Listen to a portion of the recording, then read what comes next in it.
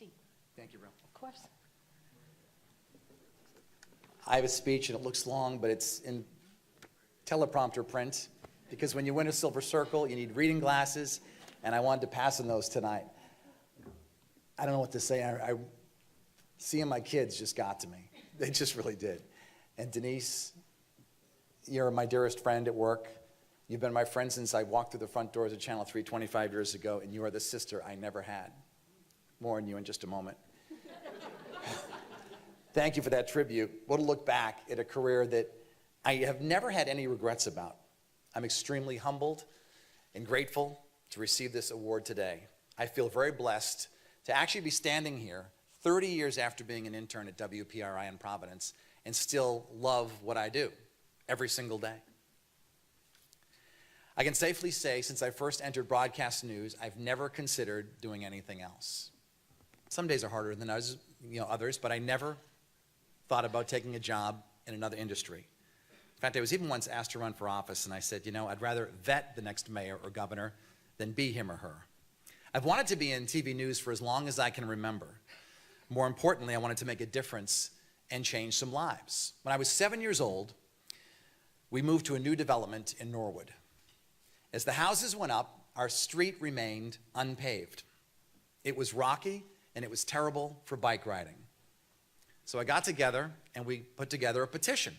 We delivered it to Town Hall, and our street got paved. I realized then the power of speaking up.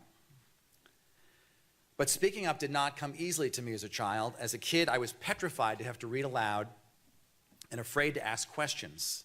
I was shy, and I stuttered. And I don't know if I stuttered because I was shy or shy because I stuttered, but it was very difficult.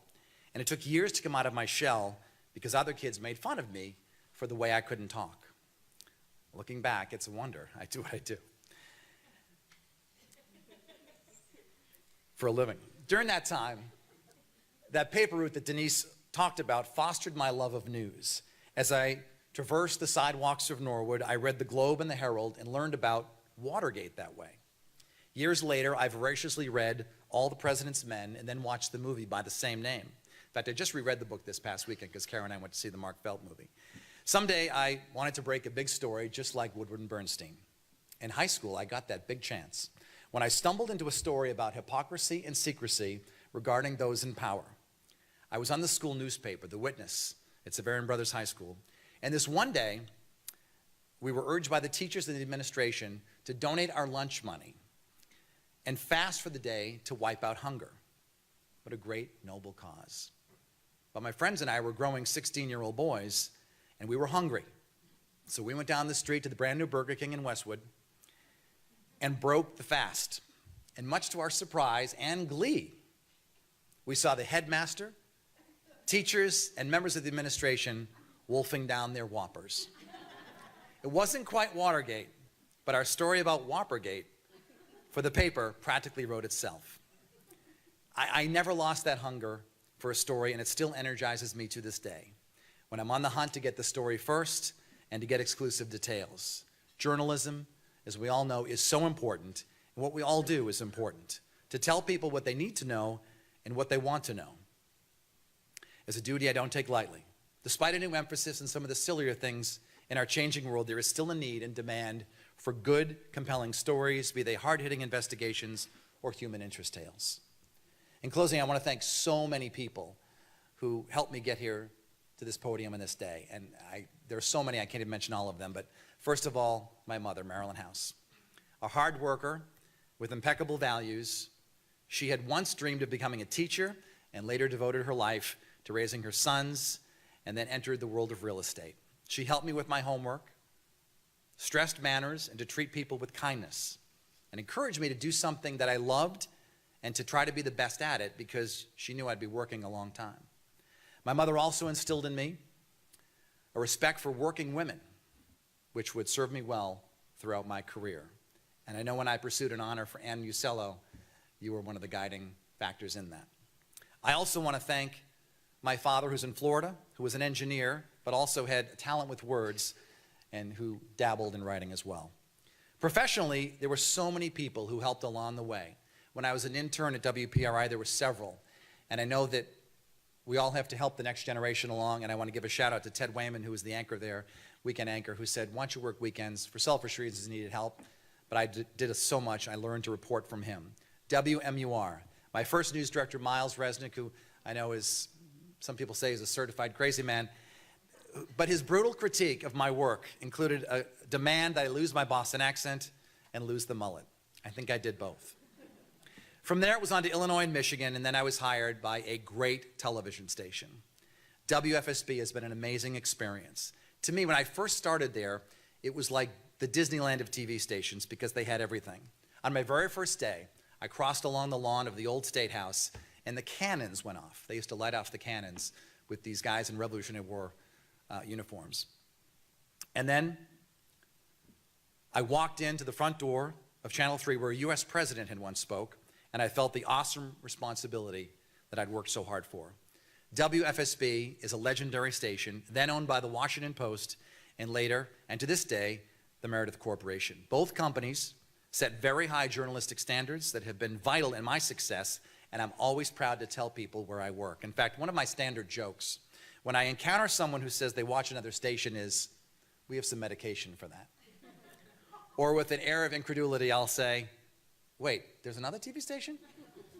I want to thank the hundreds of WFSB colleagues I've worked with over the last 25 years, beginning with my friend and general manager, Clarence De Palma, who started at WFSB just a few months after I did. We were the 20-somethings who have now grown up at one of the best stations around, and together we have enjoyed rating success in a business that has changed dramatically over the years. In the quarter century, we've been on the same team. We learned the old-fashioned way to cultivate professional relationships, Clarence in sales, I in news, through person-to-person contact at a time when there were no cell phones, no email.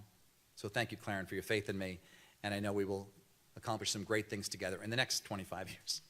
I also want to thank my news director, Dana Neves, who's not here tonight. She has been at the television station for more than 20 years. She and I were friends at work, roommates in a beach house in Newport in the 90s, so we all know where the bodies are buried. As my boss, she and I share a special bond in news gathering and a commitment to getting the story first and getting it right. We worked together on several stories, including the fire story in Florida. There was a clip of in there. I also want to acknowledge other WFSB staffers who are here tonight representing the various departments that make WFSB what it is. Greg Thomas, who does some amazing promos, and today was, other stations can steal this, I guess, but these t-shirts that have, it's an ugly sweater t-shirt that has our logo on it. It's a great thing, so thank you, Greg, for your creativity. Shannon Kane and Joe Wenzel from Digital, who have really raised the bar with Facebook, which I know, as Denise mentioned, we were on Facebook one night and said, you know, everyone was buzzing about Dancing with the Stars. I said, why don't we promote our news on Facebook? So I wrote something about, hey, if you're watching Dancing with the Stars, come to us afterwards at 11, and people did. So anyway, but thank you for what you do there. Shawana Perry, who's an old school journalist who still takes written notes every day, whose wisdom and guidance on a daily basis makes me a better journalist. Eric Budning, who's in the back here, one of the best photojournalists you'll ever meet. He and I have worked together in Rome, Florida, California, and probably the only guy who, along with my help, persuaded Hertz to give us a convertible instead of a van on a company trip because we thought that'd be better for getting shots, and it was, and tans as well. Denise, my TV wife, every day working with you is a joy, and it really is. We truly miss each other when one of us isn't there. We've been through the ups and downs together, and we can actually complete each other's sentences on and off the air. We complement each other in ways, as a journalistic team, I can't even begin to describe. We never tire of each other. We've never had a fight.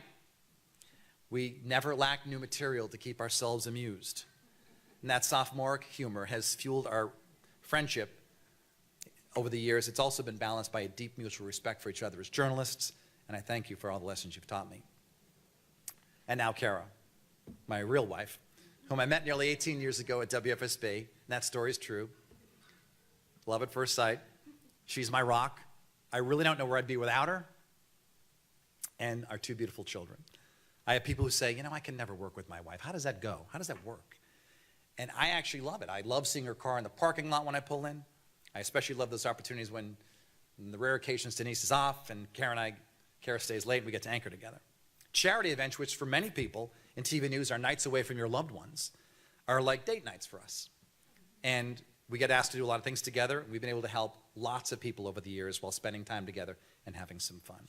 Kara is my closest advisor, and my better half in this award is every bit Kara's as it is mine. I want to thank the Academy, all of you here tonight. And Stanley, I remember your photo in the paper when I was a kid. And I know that someone else here studied in journalism class, but I remember it as a kid. I do, because I probably delivered that paper. And to meet Bob Lobel tonight was also an honor, because I grew up watching Bob.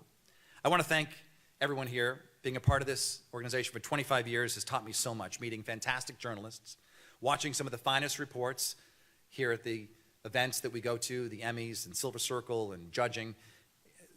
I've learned from some of the finest people over the years. The Silver Circle, for many people, is a zenith of their careers, and after this great honor, they often slow down or think about retirement.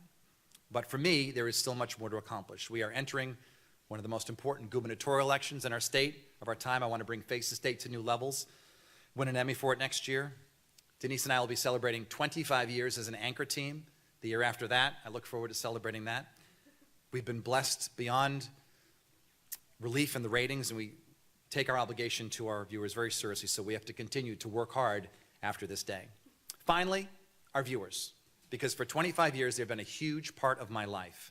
Back in the days when we used to get phone calls and letters from viewers, and now it's emails, baby gifts over the years, expressions of condolences when my grandmother died or when we had a miscarriage. To the viewers who actually named their children years ago, Denise and Dennis, I thank you, and all the viewers who watch Channel 3 on a daily basis and who follow us on Facebook, Twitter, and Instagram.